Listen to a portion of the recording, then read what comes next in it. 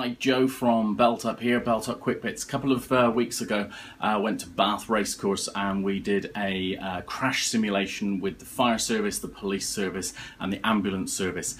So here is the video of the crash simulation, how it affects the people who attend these situations and the things that you don't normally see because they close the road and things. So have a look at the video. No real people were hurt during the demonstration, but have a look because it's really intense. The thing to mention is that it's quite a long video, so I've had to do it in two parts. So look at the first video, we get the air ambulance come down and everything, and then take a look at the second video as a second link, okay? Have a good look. Ta-da!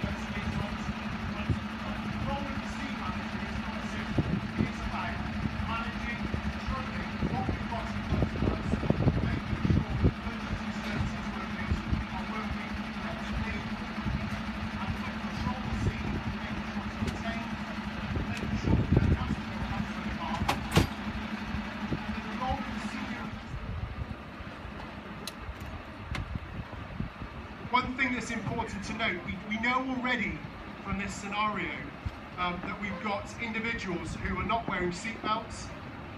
There's possibly some indication of speed. We've got a vehicle here that is fully loaded with people inside. And there are lots of road safety issues that we can start thinking about. Speed, much like drink driving, much like not wearing seatbelts and using your mobile phone. Those are some of the biggest causes of collisions today. The biggest causes of road death and injury are attributed through those. Also worth bearing in mind, particularly with the red vehicle, we've got 2 persons in the front and 3 at the back. Did they check the tyres? Did they make sure that the weight inside that vehicle and the tyres and the car itself was roadworthy? At the roadside.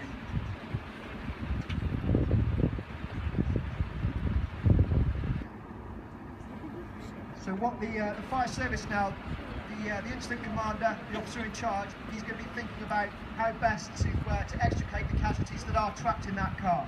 So his thought process is thinking, we need to create some space, we might need to take some doors off, maybe take roofs off. We can't get them out as they are, so we need to start thinking about a plan. So he's going to liaise with the rest of the crews, and that's where the thought process of the fire service is now. Thank you. And what we're considering at the moment is that obviously this scene is a story. And what we have to do is we need to work through this story to establish the truth as to what happened and what caused this collision. And what you can see in front of you is lots of stuff going on. There's people coming in and out of vehicles, we've got people on the floor, we've got emergency service workers operating in this environment. And from the police perspective, we have to balance that rescue operation with the need to what we call securing and preserving evidence. Because within that scene might be critical evidence that might give us the truth and give us that conclusion regarding how this collision took place. And sometimes balancing the need to deliver an effective rescue, secure and preserve evidence and save life, sometimes that can be quite challenging.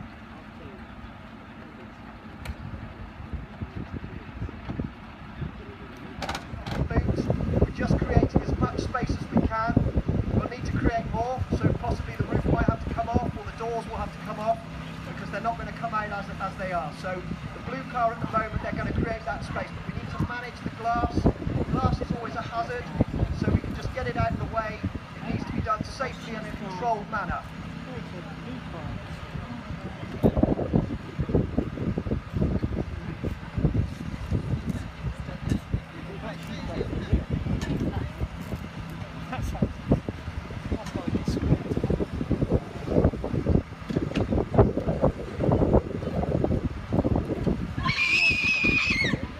As you can see, that this is turning out into quite a traumatic situation, and quite understandably there's going to be a lot of emotion. What we will also have to be dealing with is actually containing this situation. It's highly likely this has happened on the road. There are going to be bystanders, onlookers, and as you can see, it's not something that's very nice to look at, so we have to manage that. And the other thing that we need to do is we need to identify witnesses at an early stage, because again, much like the scene, these witnesses will be able to tell us what happened and help us work through the facts to establish precisely how this tragic situation took place.